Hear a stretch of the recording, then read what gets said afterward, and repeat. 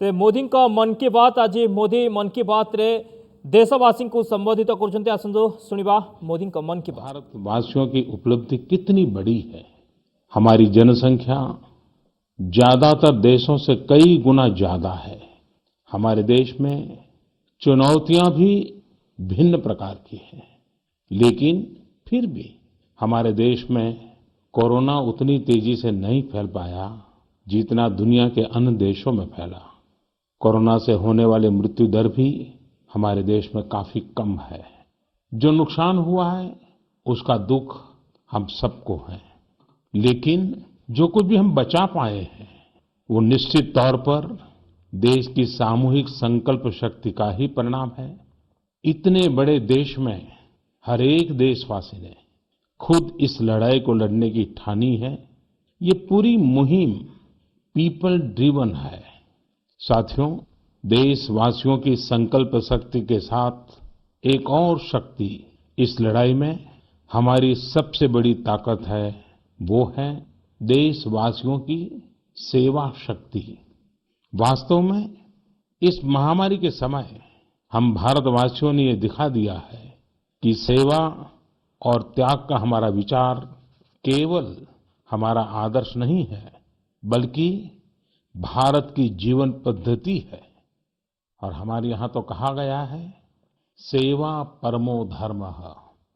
सेवा स्वयं में सुख है, सेवा में ही संतोष है।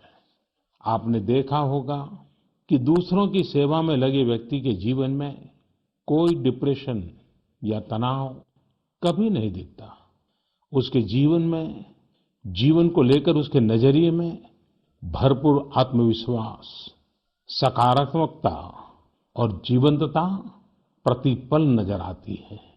साथियों, हमारे डॉक्टर्स, नर्सिंग स्टाफ, सफाई कर्मी, पुलिसकर्मी, मीडिया के साथी, ये सब जो सेवा कर रहे हैं उसकी चर्चा मैंने कई बार की है। मन की बात में भी मैंने उसका जिक्र किया है।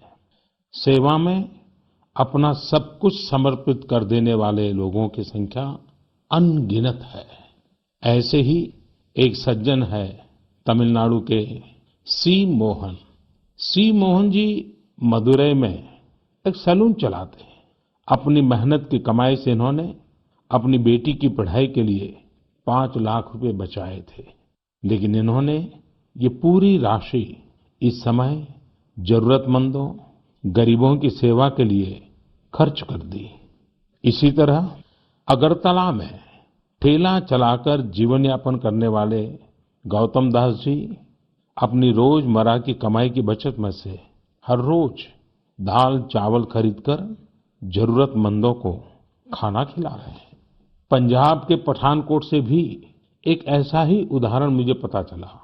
यहाँ दिव्यांग भाई राजू ने दूसरों की मदद से जोड़ी गई छोटी सी पूंजी से 3000 से अधिक मास्क बनवाकर लोगों में बांटे। भाई राजू ने इस मुश्किल समय में करीब 100 परिवारों के लिए खाने का राशन भी जुटाया। देश के सभी इलाकों से विमेन सेल्फ हेल्प ग्रुप के परिश्रम की भी अनगिनत कहानियां इन दिनों हमारे सामने आ रही है। गांवों में, छोटे कस्बों में हमारी बहनें, बेटियां हर दिन हजारों की संख्या में मास्क बना रही हैं। तमाम सामाजिक संस्थाएं भी इस काम में इनका सहयोग कर रही हैं। साथियों, ऐसे कितने ही उदाहरण हर दिन दिखाई और सुनाई पड़ रहे हैं। कितने ही लोग खुद भी मुझे नमो ऐप और अन्य माध्यमों के जरिए अपने प्रयासों के बारे में बता रहे हैं। कई बार समय की कमी के चलते मैं बहुत से लोगों का, बहुत से संगठनों का, बहुत सी संस्थाओं का नाम नहीं ले पाता हूं। सेवा भाव से लोगों की मदद कर रहे ऐसे सभी लोगों की मैं प्रशंसा करता हूं, उनका आदर करता हूं, उनका तहे दिल से अभिनंदन करता हूं। मेरे प्यारे देशवासियों, एक और बात जो मेरे मन को छू गई है, वो है संकट की इस घड़ी में इनोवेशन। तमाम देशवासी गांवों से लेकर शहरों तक हमारे छोटे व्यापारियों से लेकर स्टार्टअप तक हमारी लैब्स कोरोना के खिलाफ लड़ाई में नए नए तरीके इजाद कर रहे हैं, नए नए इनोवेशन कर रहे हैं। जैसे नासिक के राजेंद्र यादव का उदाहरण बहुत दिलचस्प है। राजेंद्र जी नासिक में सतना गांव के किसान हैं। अपने गांव को कोरोना संक्रमण से बचाने के लिए उन्होंने अपने ट्रैक्टर से जोड़कर एक सैनिटाइजेशन मशीन बना ली है और ये इनोवेटिव मशीन बहुत प्रभावी तरीके से काम कर रही है। इसी तरह मैं सोशल मीडिया में कई तस्वीरें देख रहा था। कई दुकानदारों ने 2 गज की दूरी के लिए दुकान में बड़े पाइपलाइन लगा लिए हैं, जिसमें एक छोर से वो ऊपर से सामान डालते हैं और दूसरी छोर से ग्राहक अपना सामान ले लेते हैं। इस दौरान पढ़ाई के क्षेत्र में भी कई अलग अलग इनोवेशन शिक्षकों और छात्रों ने मिलकर किए हैं। ऑनलाइन क्लासेस, वीडियो क्लासेस, उसको भी अलग अलग तरीकों से इनोवेट किया जा रहा है।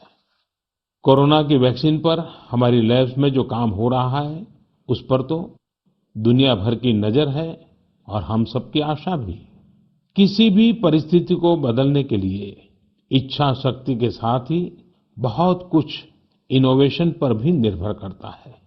हजारों सालों की मानव जात की यात्रा लगातार इनोवेशन से ही इतने आधुनिक दौर में पहुंची है। इसलिए इस महामारी पर जीत के लिए हमारी ये विशेष इनोवेशंस भी बहुत बड़ा आधार है। साथियों, कोरोना के खिलाफ लड़ाई का यह रास्ता लंबा है।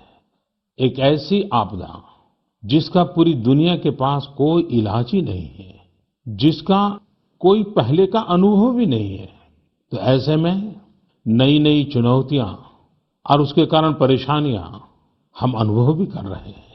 ये दुनिया के हर कोरोना प्रभावित देश में हो रहा है और इसलिए भारत भी इससे अछूता नहीं है। हमारे देश में भी कोई वर्ग ऐसा नहीं है जो कठिनाई में न हो, परेशानी में न हो। और इस संकट की सबसे बड़ी चोट अगर किसी पर पड़ी है तो हमारे गरीब, मजदूर, श्रमिक वर्ग पर पड़ी है। उनकी तकलीफ, उनका दर्द, उनकी पीड़ा शब्दों में नहीं कही जा सकती।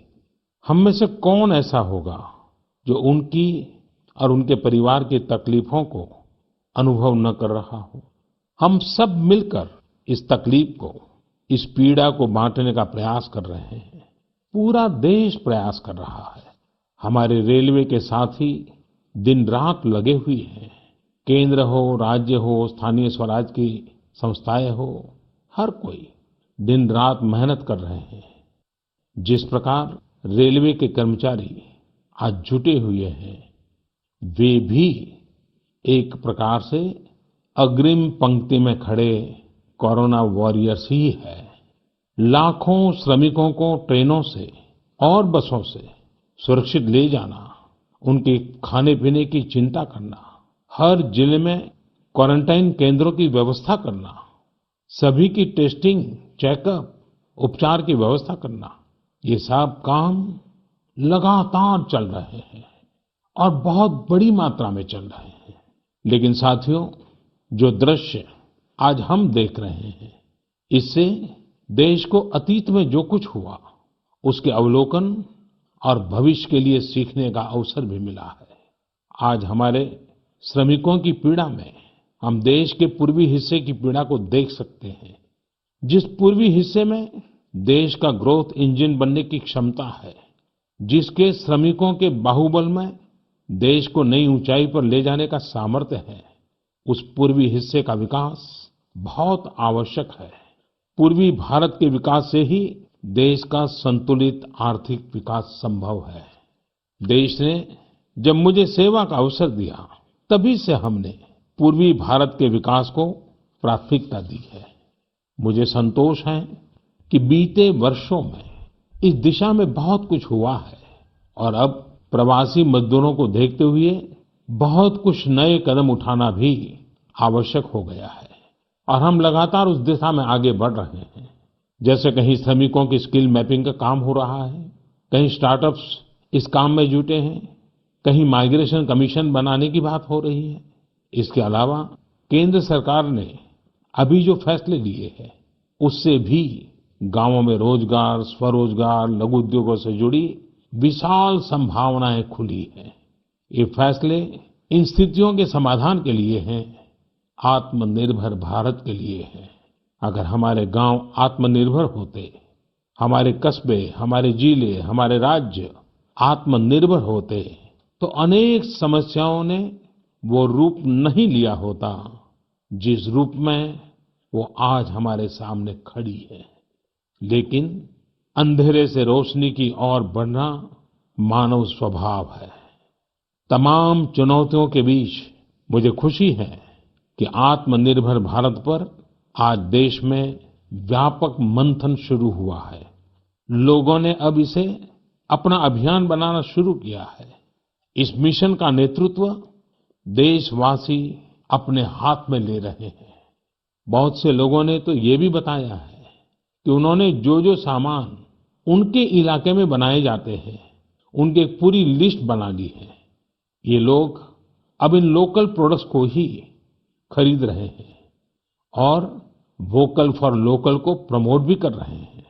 मेक इन इंडिया को बढ़ावा मिले, इसके लिए सब कोई अपना अपना संकल्प जता रहा है। बिहार के हमारे एक साथी श्रीमान हिमांशु ने मुझे नमो ऐप पर लिखा है कि वो एक ऐसा दिन देखना चाहते हैं जब भारत विदेश से आने वाले आयात को कम से कम कर दे, चाहे पेट्रोल, डीजल, ईंधन का आयात हो, इलेक्ट्रॉनिक आइटम्स का आयात हो, यूरिया का आयात हो या फिर खाद्य तेल का आयात हो। मैं उनकी भावनाओं को समझता हूं। हमारे देश में कितनी ही ऐसी चीजें बाहर से आती हैं जिन पर हमारे ईमानदार टैक्स पेयर्स का पैसा खर्च होता है, जिनका विकल्प हम आसानी से भारत में तैयार कर सकते हैं।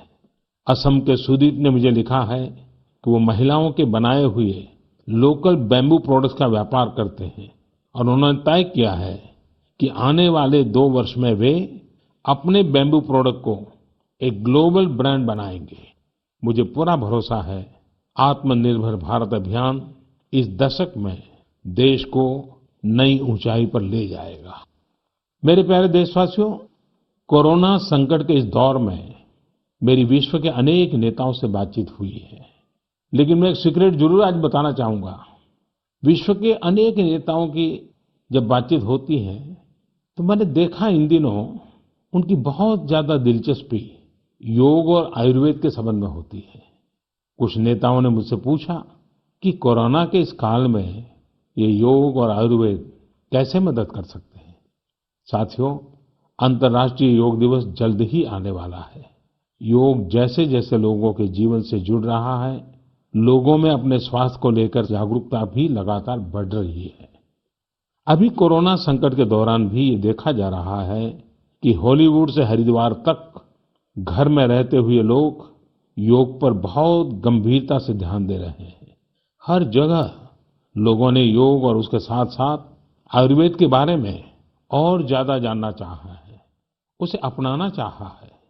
कितने ही लोग जिन्होंने कभी योग नहीं किया, वे भी या तो ऑनलाइन योग क्लास से जुड़ गए हैं या फिर ऑनलाइन वीडियो के माध्यम से भी योग सीख रहे हैं। सही में योग कम्युनिटी, इम्यूनिटी और यूनिटी सबके लिए अच्छा है। साथियों, कोरोना संकट के इस समय में योग आज इसलिए भी ज्यादा अहम है क्योंकि ये वायरस हमारे रेस्पिरेटरी सिस्टम को सबसे अधिक प्रभावित करता है। योग में तो रेस्पिरेटरी सिस्टम को मजबूत करने वाले कई तरह के प्राणायाम है जिनका असर हम लंबे समय से देखते आ रहे हैं।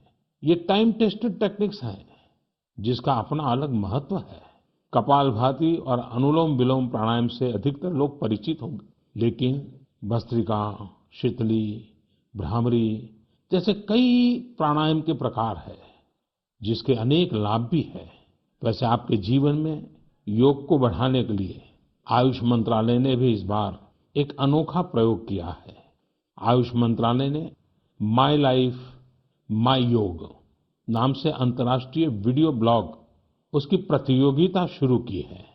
भारत ही नहीं, पूरी दुनिया के लोग इस प्रतियोगिता में हिस्सा ले सकते हैं। इसमें हिस्सा लेने के लिए आपको अपना 3 मिनट का एक वीडियो बना करके अपलोड करना होगा।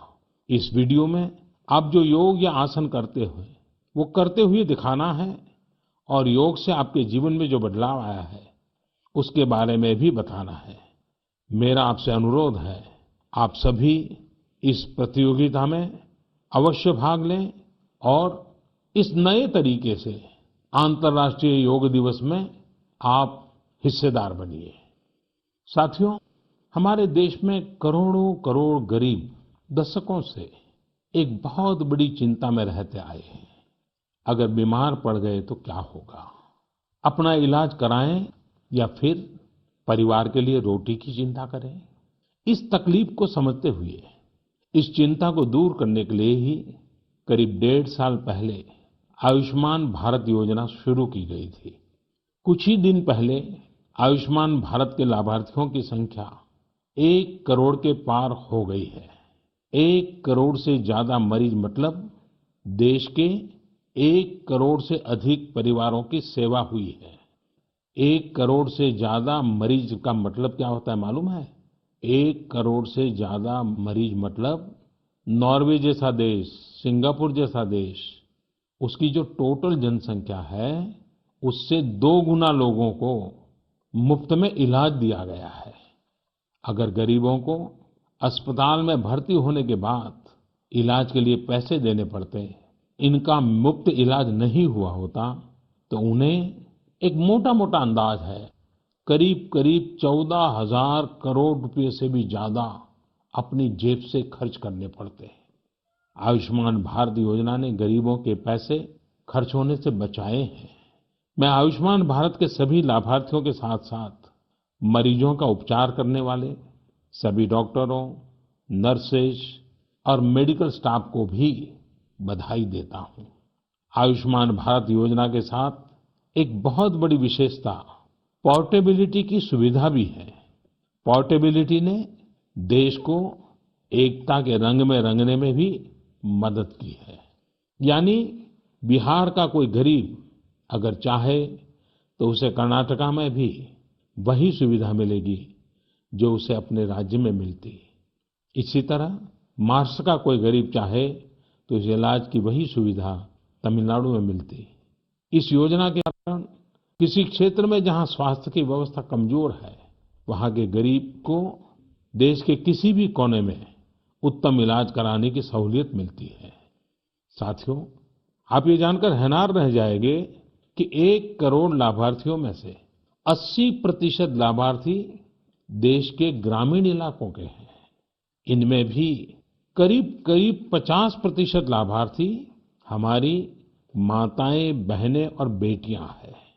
इन लाभार्थियों में ज्यादातर लोग ऐसी बीमारियों से पीड़ित थे जिनका इलाज सामान्य दवाओं से संभव नहीं था।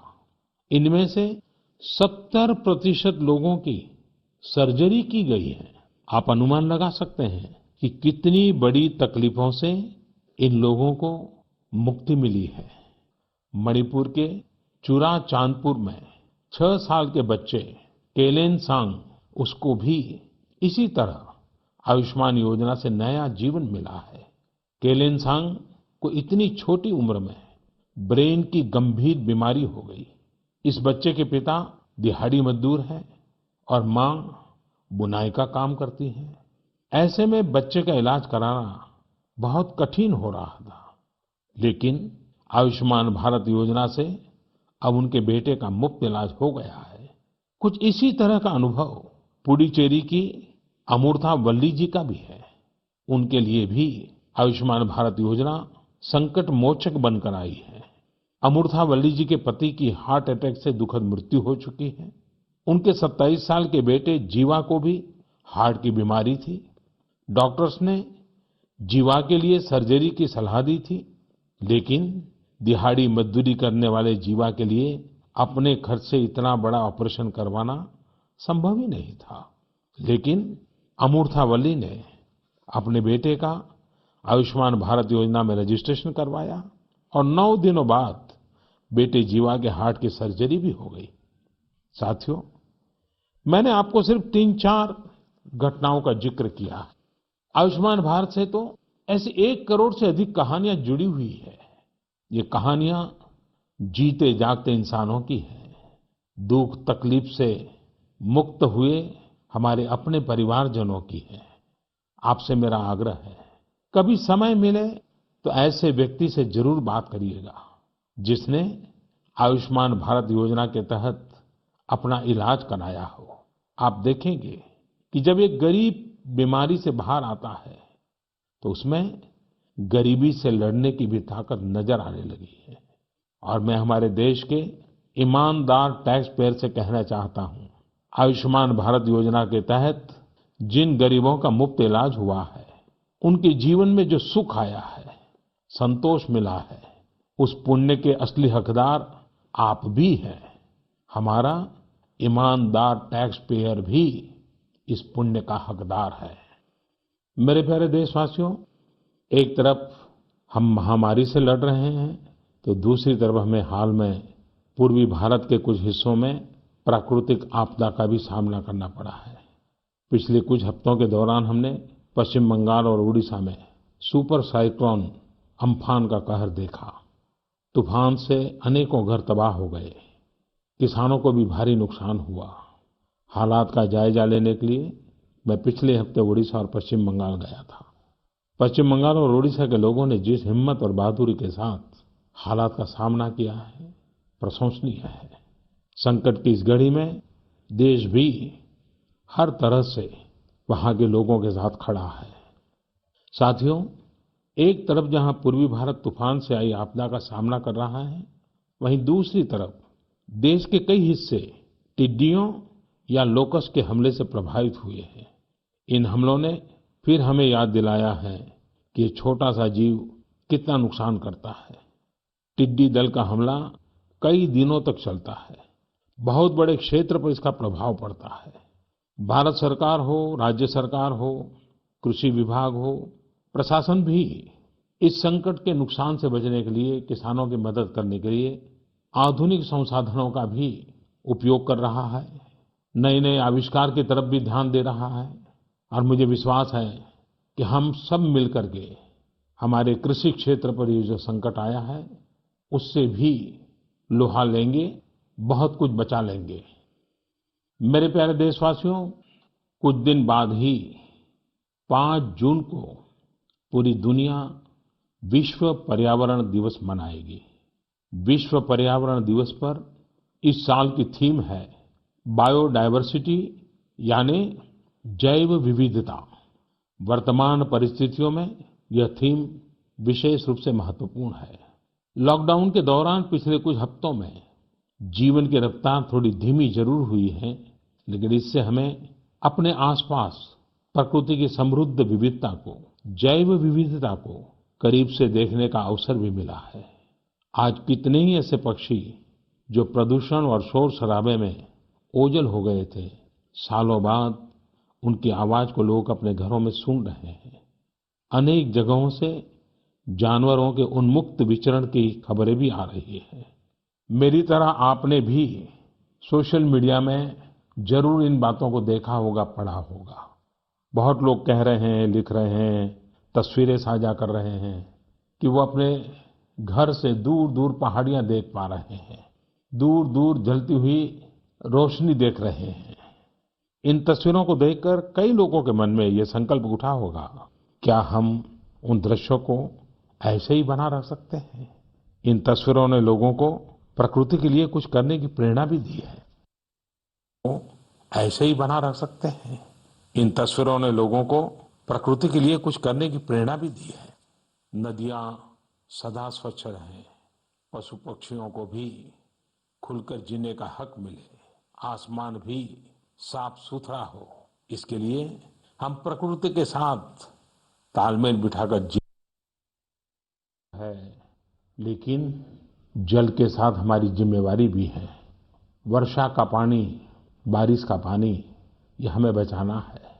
एक एक बूंद को बचाना है। गांव-गांव वर्षा के पानी को हम कैसे बचाएं, परंपरागत बहुत सरल उपाय हैं।